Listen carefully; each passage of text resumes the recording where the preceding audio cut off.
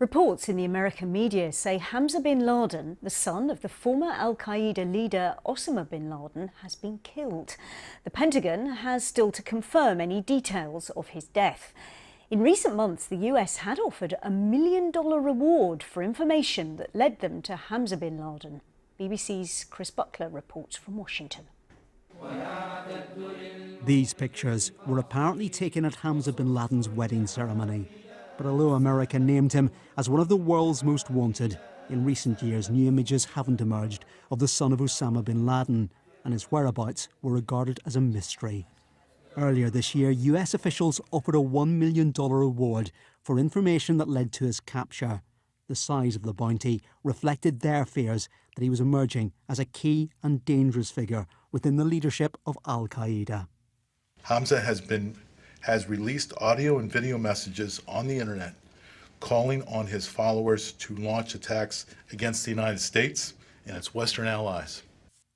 His father was responsible for the terrorist attacks on September the 11th, 2001, an unparalleled day of death and destruction in the United States.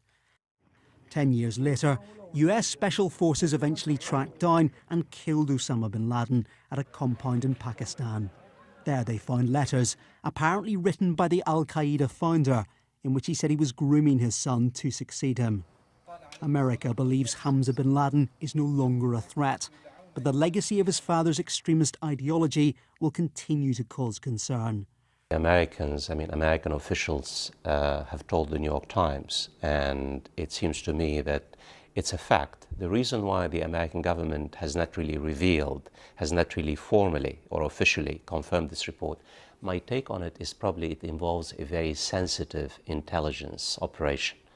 My take is that a US ally, either Pakistan or Saudi Arabia, might have carried out the operation.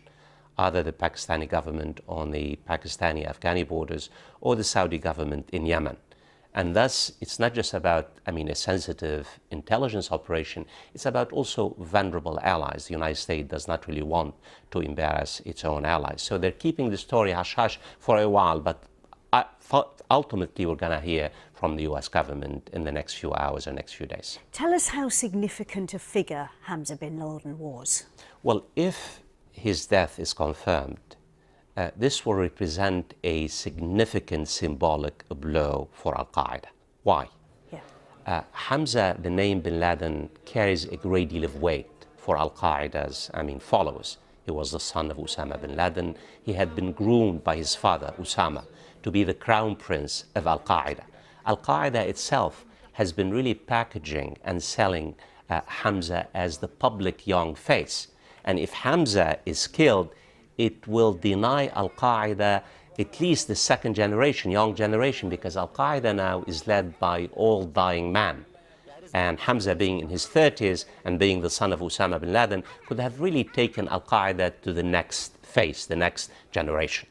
How potent a force is Al-Qaeda? Because perhaps we've become a little bit more used to hearing more about Islamic State in recent months. In fact, Al-Qaeda has never been as potent as it is today. Since 2013-14, most of us have focused on the so-called Islamic State. But Al-Qaeda in the meantime has been really trying to embed itself. So let me give you one example for your viewers. In Syria, Al-Qaeda and Al-Qaeda affiliate has probably between 10 and 15,000 fighters. Still in Pakistan and Afghanistan, Al-Qaeda must be taken very seriously. In North Africa, Al-Qaeda is a significant force. In Yemen as well. So what Al-Qaeda has been doing now is to spread near and wide, even though Al-Qaeda has failed to deliver, to carry out a spectacular operation along the 9/11 lines. But I think we would ignore Al-Qaeda at our own peril, because it's still a potent force, even though it has failed to deliver, to carry out any major operations in the past few years. That's very interesting. I'm also interested in what you were saying a little earlier about the intelligence services and the cooperation that's going on between America and her allies. Clearly a lot going on that we don't know about. Absolutely, and that's why it has taken the US government a great deal of time to really basically reveal the information. Imagine in February of last year, the State Department put $1 million reward on his head, yet he had been killed by February 2019, according to the information.